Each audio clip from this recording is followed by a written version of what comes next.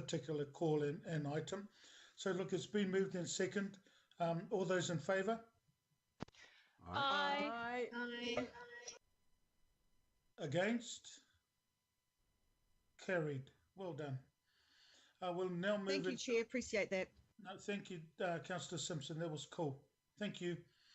Move on to item 16, and we've got it's the regional event grants allocation, and we've got David McIntosh to report it. I will move.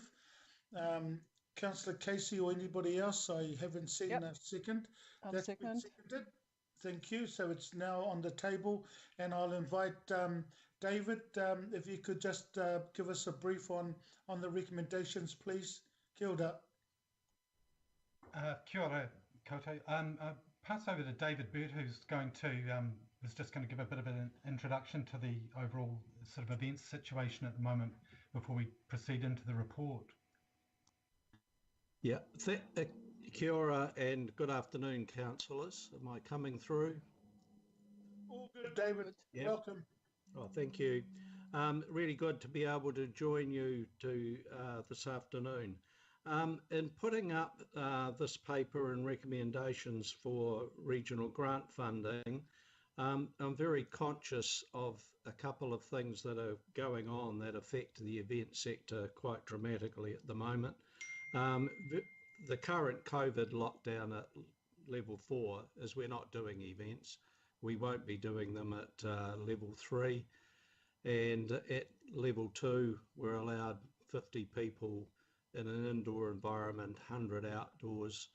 That means we have to get to level 1 to be able to put on our normal range of events. The sector is suffering, and there's no doubt about that. I'm also conscious at the moment that that following the terrible event at Lynmore last week, that also has a number of ramifications for the event sector, and we have been talking to the police about crowded places strategies and a whole lot of other elements. But looking at those are probably more of a negative assessment, but in terms of a positive assessment of where the event sector is likely to go, we tend to be future focused, and I really do believe that events are vital for building up the social connections and understanding across our city. And hopefully as we emerge from the different COVID levels, we can get people out to interact and enjoy our Auckland natural and cultural and our environment. And I think if we can, the more we come together and understand each other and interact, that goes towards building an Auckland that I know I love.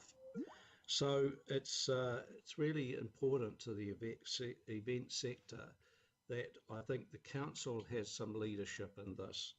And so while the sector's down a bit, council funding and commitment to a lot of these private sector and community groups that are putting on events over summer, it does give them some positive hope, and it will allow them to plan and seek out other commercial partners and other people in the community that support them, and it will also ultimately support the supply side of the tourism sector. So in putting forward this paper at this time, we know there is some degree of uncertainty. We'll have to professionally work with the sector and make sure that council money is allocated wisely, and that is, if there are events that are postponed, we'll have to work with them and work through what has been legitimate costs and what haven't. But I think we are committed to doing that because we really want to see the community part of our wonderful city come together and to be able to enjoy some cultural events and enjoy our summer, hopefully out of lockdown.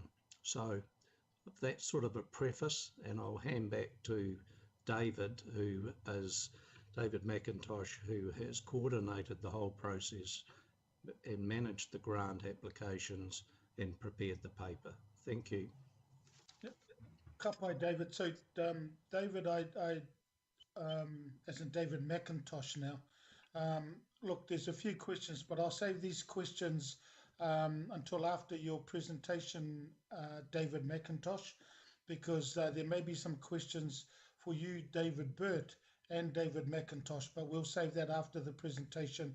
And I know that the committee has read the report. So, David McIntosh, any comments before I open up for questions, please? Okay.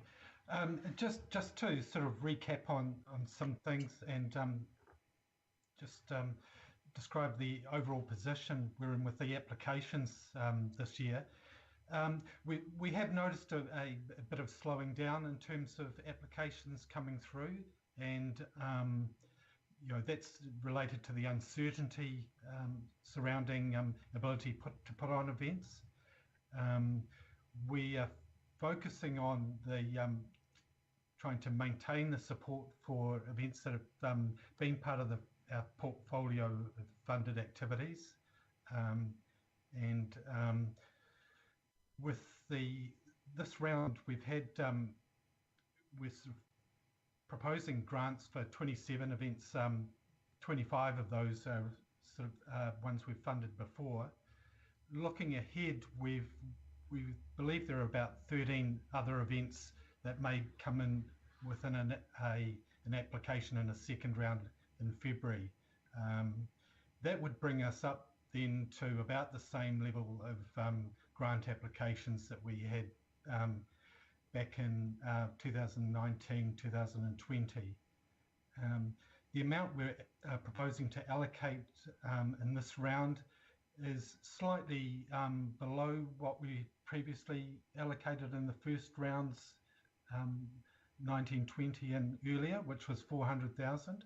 Again, so that difference potentially will pick up in the second round. The two new events that we're proposing to fund, one was the Dominion Road Moon Festival. That's one where we've been working with the organisers, our event development manager. We see some strong potential in that event, and think that with the scale of it and the work that's been done there, that it sort of warrants that level of regional support, as well as some local board funding that's been going into that. The second event is the New Zealand Pipe Band Championships. They came into us a couple of years ago when they were looking at aiming to bring that to Auckland, and we indicated then that we would be look favourable on that event being funded if they were successful. So we've included that one in this funding round as well. The ones we've declined are largely because they don't align highly with our priorities. There are a couple that maybe with a bit more work we could consider funding it, and we'll be talking to those organisers to look a bit more closely at what they're doing. So I think that's probably my key comments. I'm happy to take any questions.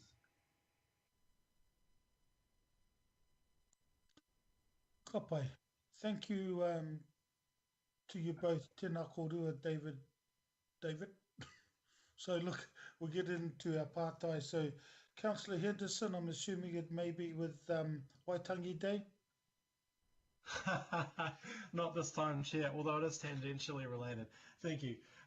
Yeah, I think I've asked this before, but I just want some clarity on how does a local board-funded event become a regional event? I'm just aware of several local board-funded events that are really regional in nature, and honestly, I'm not disparaging anyone on this list, but I've said this before, some of the things on this list I see as more local than regional. So how do is there movement between local and regional events in this situation? It's sort of, there's not really a clear-cut distinction between the two. and in some cases there is overlap because events can contribute to both regional and local outcomes. And I guess the Moon Festival is a good example of that, where there's the work that the local board is doing there's an element of economic development focus there for them locally. With us, we see that reaching sort of a number of Asian communities as being around across the region, and it being significant to them. So, and as well as other Aucklanders. So that's why we see there's some room for sort of funding from both the regional fund and local boards. We monitor that level of funding to see that we sort of think that's our contribution is reasonable, and it might mean it's sort of this slightly lesser funding that we would provide if the local board is supporting it as well. In terms of us dropping off things that are maybe more local, that's our approach would be to try and identify those and then actually signal to them that we believe that they were more a local event, and that future funding we would probably not maintain that. We'd sort of not keen on just dropping them off without notice because of the pressure that puts on onto event organisers to find replacement funding. Happy to sort of consider the ones that you believe are maybe more local. And thanks. I probably wouldn't want to go down that path. I mean, a lot of these people do fantastic work, but yeah, I'm merely just reflecting that there's frustration among some of the local communities around events that are fairly large that don't get maybe the level of funding they need. So that's kind of more of a general thing, but we can maybe take it up in more specific detail a bit later. Thanks. Councillor Henderson, can I also just mention the fact we've actually had discussions about 2, maybe 3 terms ago around what is regional and what is local, and even then we didn't even come to an agreement around what can be termed a regional event and local event, as in the region supporting. So maybe it's the conversation needs to happen again. Who knows? But thank you for that. Councillor Hills. Kia ora, Chair, and everyone. Thank you for this. I obviously support the list there. My question, and I asked it last year as well, I just have concerns why the number of events for South is so low. And I know we can only deal with the applications that come in, but are we still working to help bring out those applications and draw them out? Whether it's, talking to some groups our councillors and local board members know that put on these events already that aren't applying. I just have a concern, the discrepancy, and I hope for the next round it's not so stark as well. Thank you. Thanks for the question. That was actually an issue that came up in the review of the report. We got asked that one too. Looking at those the events that we didn't receive applications for that we expect to come in the next round, I think there were a number there that would actually, you see if we look at the overall position for the year, once we do the second round, that it'll look a lot more favourable. There's sort of there's a few South events in that that is we didn't receive applications for. Okay, thank you. But is there still a bit of work going on just to ensure we're drawing those, or helping groups who might not have engaged with the system before? I just worry that if we could get, the discrepancy is quite big, 7 in the north and 2 in the south. I just hope that I mean, I'll have a look at the next round, but I'm just hoping we are supporting groups to come forward. Thank you. By Richard. Sorry, Councillor Hills. Councillor Walker, and then Councillor Watson. So, just have a question around the impact of COVID, David. As we just heard, it's very difficult for events to happen under levels 4, 3, 2, and many of them not until 1. So are we working with these applicants to determine what events can occur under various levels of lockdown, and conceivably how some events may be able to pivot digitally or do things differently? Yes, thank you, Councillor Walker. David Bert here. Yes, we are, and a good example of that is Suffrage Day that's coming up very soon, next week I think, is that we've moved that to it's going to be a digital online event. So that's a good example, and we are investigating a range of different possibilities, because the numbers restrictions, especially under Delta level 2 plus, have put further restrictions on some of the events. I'm aware that a number of the multi-sport or swimming events are looking at what they can do with a limited field and putting different groups of swimmers in at different times. So there are different ways that the event sector is trying to be innovative, and we are in touch with them. And the New Zealand Events Association, we are working as part of that association with representations to government on a variety of different matters that reflect the COVID levels. So yeah, thanks for that. We are working hard at that. Okay, and just a related question. In a circumstance where things may have changed significantly since before this regional events grant round, is there a possibility, if I make the assumption that there's a significant amount of money that may be unspent, to have a further round, even some kind of interim arrangement that allows for new events that might be different, but do enable something to occur under a level of lockdown?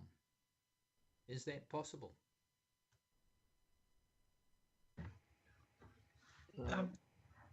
I think with the probably the primary issue we've got with our sort of priorities for the event funding are sort of really about bringing people together, and that's sort of the alternative going online is a sort of limits the sort of the range of outcomes that we're really receiving. In terms of the regionally funded events, one of the only ones really that has developed a model has been the Pacific Music Awards, and where they actually delivered last year's event online, and they're in a position to do the same thing again this year. But for a lot of the other events, really, if they can't do it with the physical presence, the sort of the meaning of the event sort of largely can disappear.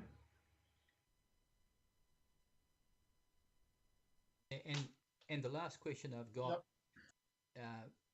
in a situation where we've got significant unspent funds for these events, can we retain that for a following year so that we get a more effective bounce back, or how does that work? General practice is that if we haven't allocated it, it wouldn't be qualified for carryover into the subsequent year. We will be aiming to ensure we've got enough, applicants in the second round to, which would, we'd be able to allocate the funding fully that we've got, and taking into account any of these first round events that possibly aren't able to proceed. Okay, I'll move on to Councillor Watson and then Matua Glenn. A couple of rugby league ones there, David, if you don't mind. I'm assuming that the iwi of origin and the National Secondary Schools League fall victim to the COVID shutdown. Is that correct, or are they programmed for? I think the secondary. So in the applications, the New Zealand Rugby League put in an application for a nines tournament, which was turned down on the basis that there's the National Secondary Schools Rugby League performs a similar function. There's an iwi of origin that's received funding. So I guess I want to know, A, are those goners as a result of COVID, and B, is there any chance, if they are, that the NZRL one comes in at a different timing? For instance, the nines in the past has often been played at the start of the year as opposed to in August or September. Are you able to give me a bit of guidance on that? Yeah, not entirely sure on the current status of the iwi of origin. That sort of, there was that potential impact. I haven't had an update on that and what their plans are, whether there's an opportunity to reschedule it if it's going to be impacted. There is the alternative, potentially in some cases, if something can't proceed this year and they reschedule it into next year, that we could defer the funding for them to the subsequent year. With the nines, sort of thinking behind that was that I guess we didn't think we could really sort of warrant providing additional funding into a further rugby league event, given that we had the other one on the secondary schools championship on our schedule. They've actually have got the sort of event for this year has been sort of was cancelled, and they have asked us whether there's an opportunity to place some of that unspent money from that one into the new nines tournament that they're proposing, and that we think that might be beneficial as a one-off option in this case. Oh, okay. Thanks, David, because there would be a sort of crossover in the age levels there, and conceivably boys and girls as well. So that would, as a one-off, that would seem to have possibilities. Okay, great. Okay, thanks very much, David. Okay. Matua Glenn. Thank you, Chair. My question relates to the funded events with the Maori Focus, and it's the drop to below 20% of the total round value. Can you kind of comment on this? I'm just trying to understand this. Is there something that council should be doing to increase the number of Maori events, or are we promoting the awareness of these funds to Maori? That's the basis of my call at all. Yeah, so that's that drop is largely due to the sort of the timing of applications, and we see it picking up in the second round. So that's, as I said before, in terms, and that's where some of the events from the south will come through. There's the what we haven't got at the moment is the Polyfest application. So that would add 55,000 to that total and bring it up significantly. And there are some other events, including the Maori Sports Awards. There's I think the Marae to Marae program is we haven't got an application for that as well. So I think our aim is to follow up with those organisers to ensure that they are getting their applications into this second round if they're planning to proceed. Thank you, Chair. Yeah. Oh, sorry, David Bert, just to add that those figures, the comparative figures are based on a full year of analysis, and the figures David has put in the paper are based on the applicants for the first round. So we will have the second round, all of the ones that David has mentioned, plus we usually get a couple of applications to support events for Matariki. So look, that'll come in. I think it will balance out once we've gone through the second round. Thank you. Kapai. So to both Davids, thank you so much. David, Bert, just your preamble. Thank you in regards to letting us know. Interesting enough, we had an item earlier on around Toi Whitiki and how the arts sector is something that has been supported. And I think even through these, well, I don't think, I know that even with our events, that falls in the same sort of category as how much support around that as we go through this lockdown. So David, Bert, to you both, thank you so much. Councillor Walker, I want to move on, and I know that you. So Councillor Walker, I'll allow this question and then I'm going to ask our staff and we'll get into comments. So in a situation where there are issues with this round of grants, I'm assuming we can roll money from this grant round into the next grant round within the calendar year. Would that be correct? Yes, that's correct. Yeah, that's what David said. Yeah. Sorry, David. I just heard you say it earlier.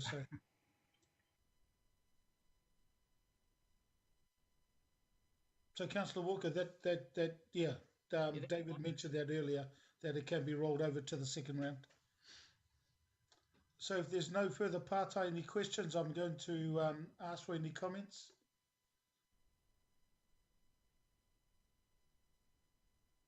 Okay, so there's no comments. I'm going to put the recommendation. All those in favour? Aye.